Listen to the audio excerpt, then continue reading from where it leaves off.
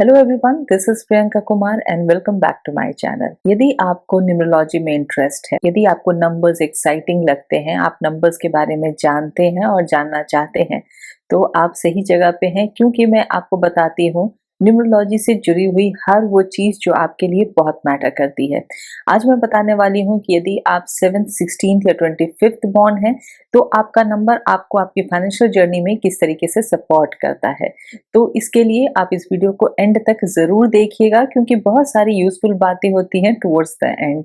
और यदि आप मुझसे न्यूमरोलॉजी कंसल्टेशन करवाना चाहते हैं तो मेरे व्हाट्सएप नंबर के थ्रू या फिर मेरे वेबसाइट के थ्रू आप मुझसे कंसल्ट कर सकते हैं।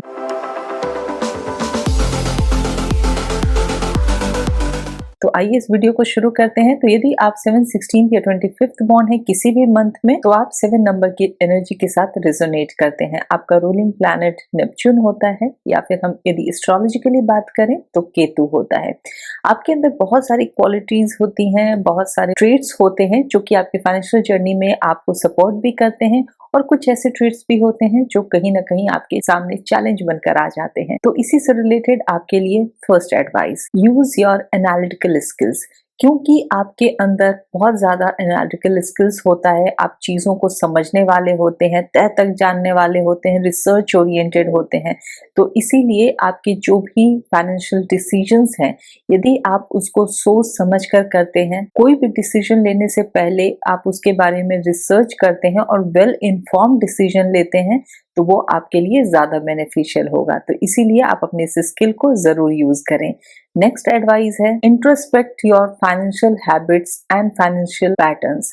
क्योंकि आपके नेचर में ही है इंट्रोस्पेक्ट करना, सोचना। तो यदि आप अपने पैटर्न्स को, जो आपके फाइनेंशियल पैटर्न्स हैं, आप किस तरीके से स्पेंड करते हैं, आप जो भी पैसे कमाते हैं उसमें से आपकी कितनी सेविंग होती है, इन सारी चीजों को यदि आप इंट्रोस्पेक्ट करते हैं, अपने पैटर्न को समझते हैं, तो आपके लिए बहुत इजी हो जाएगा यदि कुछ भी नेसेसरी एडजस्टमेंट्स हैं तो उसको करने के लिए। क्योंकि आप अपने बारे में यदि जान जाएंगे कि कहाँ आप सही जा रहे हैं, कहाँ आप गलत जा रहे हैं, तो ये आपके लिए बहुत इजी हो जाएगा कोई भी फाइनेंशियल एडजस्टमेंट्स करने के लिए।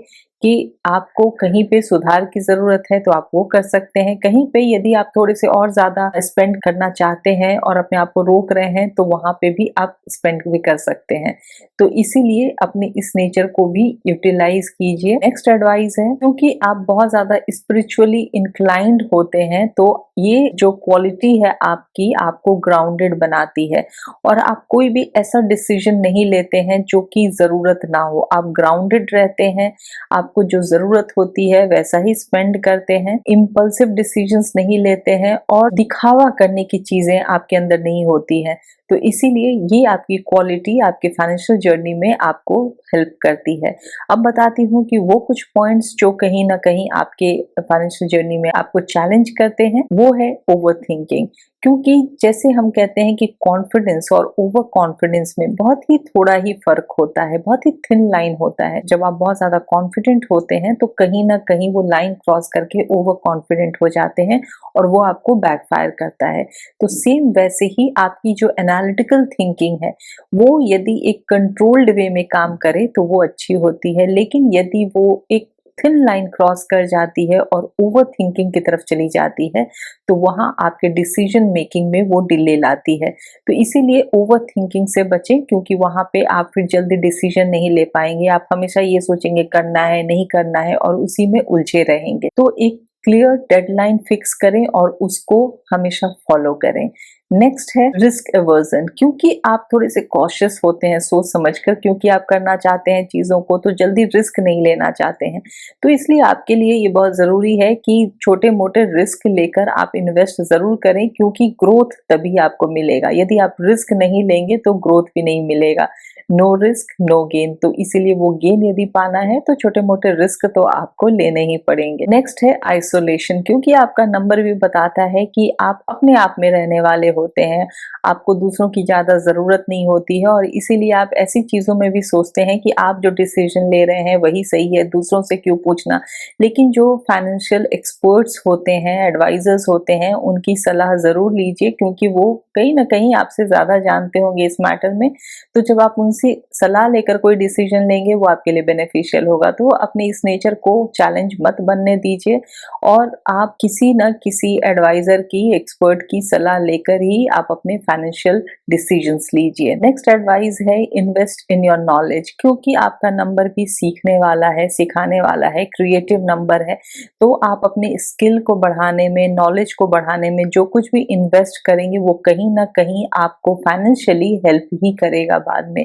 तो इसीलिए अपने नॉलेज पर, अपने स्किल पर, अपनी क्रिएटिविटी पर जरूर इन्वेस्ट करें। नेक्स्ट एडवाइस है मेक एन इमरजेंसी फंड, क्योंकि आप दूसरों पर डिपेंड होकर रहने वाले नहीं होते हैं। तो इसीलिए आपके लिए बहुत इंपॉर्टेंट है कि आप अपने लिए एक इमरजेंसी फंड बनाएं, क्योंकि जरूरत पड़ने पर यदि आप दूसरों से नहीं मांगेंगे, आपके पास इतना सफिशिएंट अमाउंट होना चाहिए जिससे कि आपको जरूरत पड़ने पर काम आ सके। तो इसीलिए ये इमरजेंसी फंड जरूर बनाएं। नेक्स्ट इंपॉर्टेंट एडवाइस है मेक अ रिटायरमेंट प्लान, क्योंकि जो आपका नंबर है, मैंने पहले भी कहा कि आपको थोड़ा सा आइसोलेट बनाकर रखता है, दूसरों से आप बहुत जल्दी मिलना नहीं चाहते हैं।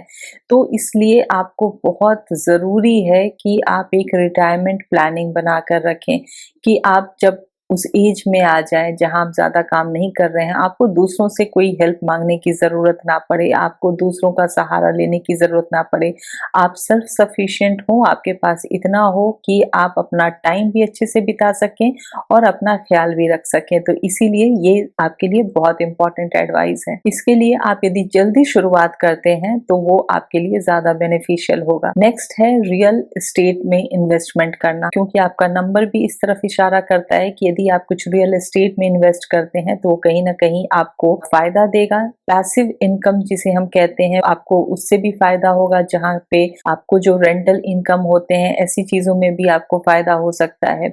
और दूसरी इंपॉर्टेंट बात यह है कि आपका नंबर क्योंकि बहुत ज्यादा मटेरियलिस्टिक नंबर नहीं है, तो इसीलिए आपको डाइवर्सिफाई करना पड़ेगा अपने इन्वेस्टमेंट को। ऐसा नहीं है कि आप एक ही जगह जॉब करके या एक ही बिजनेस करके आप बहुत ज्यादा पैसे कमाएंगे। जब तक कि आप अपनी इनकम को डाइवर्सिफाई नहीं करेंगे, डिफरेंट चीजों में नहीं लगाएंगे, तो आपको उतना ज्यादा वेल्थ कैसे मिलेगा। तो इसीलिए अपने इन्वेस्टमेंट को डाइवर्सिफाई कीजिए और आपकी जो भी स्किल्स हैं उसको ज्यादा यूज कीजिए अपने फाइनेंशियल डिसीजन लेने में।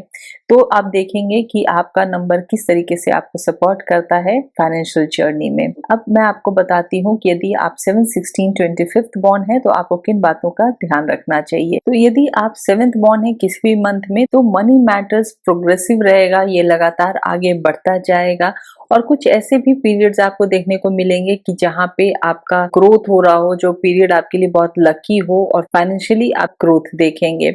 इसके अलावा आप किसी भी एक चीज से यदि आप सोचें कि अर्न करें, तो ऐसा नहीं है। जो भी आपका मेन वोकेशन है उसके थ्रू तो आप अर्न करेंगे ही, साथ ही साथ जो कुछ सेकेंडरी इंटरेस्ट है आपका, उसके थ्रू भी आपके अर्न करने के चांसेस हैं। तो इसीलिए अपने साइड इंटरेस्ट पे भी, साइड स्किल्स पे भी हमेशा ध्यान दें, क्योंकि वो भी आपका सोर्स ऑफ इनकम बन सकता है। क्योंकि आप जो भी काम करेंगे हमेशा दूसरों को इंस्पायर करेंगे, दूसरों के लिए आप हमेशा एक इंस्पिरेशन बनकर आएंगे।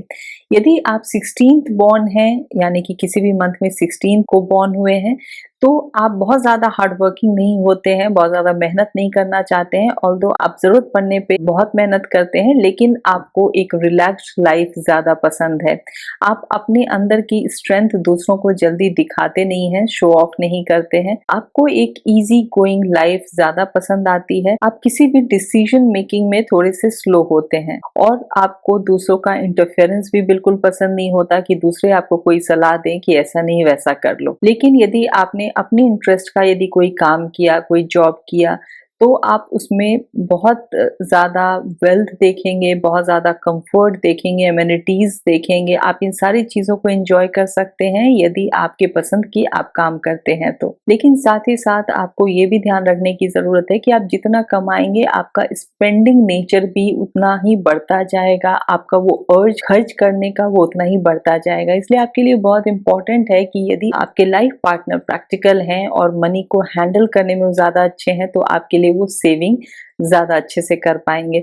तो इसीलिए किसी भी ऐसे इंसान की सलाह लें जो आपको टाइम टू टाइम ये सलाह देते रहें आपके मनी को कैसे हैंडल करना है। यदि आप 25th बॉर्न हैं किसी भी मंथ में, तो आप मल्टी फेसेटेड होते हैं, आप ये बहुत सारे इंटरेस्ट होते हैं, आप बहुत कुछ करना चाहते हैं, आप घूमना फिरना चाहते हैं, ट्रैवल्स रिलेटेड काम करना चाहते हैं, फॉरेन कंट्रीज से रिलेटेड कुछ काम करना चाहते हैं, इंपोर्ट एक्सपोर्ट जैसे कुछ काम करना चाहते हैं। आपका ओरेटरी स्किल बहुत अच्छा होता है, आप बोलने में बहुत अच्छे होते हैं और इसीलिए आप कोई भी ऐसा काम जहां बोलने की जरूरत हो वो काम आप बहुत अच्छा कर सकते हैं, या फिर जहां दूसरों के लिए कुछ करना हो जैसे टीचिंग का काम अच्छा कर सकते हैं, आप सोशल वेलफेयर से जुड़ा हुआ काम बहुत अच्छा कर सकते हैं।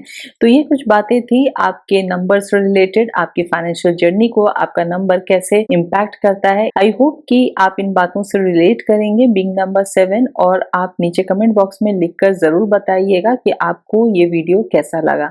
यदि आप मुझसे न्यूमरोलॉजी कंसल्टेशन चाहते हैं तो मेरे व्हाट्सएप नंबर के थ्रू या फिर मेरे वेबसाइट के थ्रू आप मुझसे कंसल्ट कर सकते हैं। इस वीडियो को लाइक कीजिए, शेयर कीजिए, अभी तक सब्सक्राइब नहीं किया है मेरे चैनल को तो सब्सक्राइब कीजिए। मैं नेक्स्ट वीडियो में फिर आपसे मिलूंगी। Till then take very good care of yourself and thank you for watching.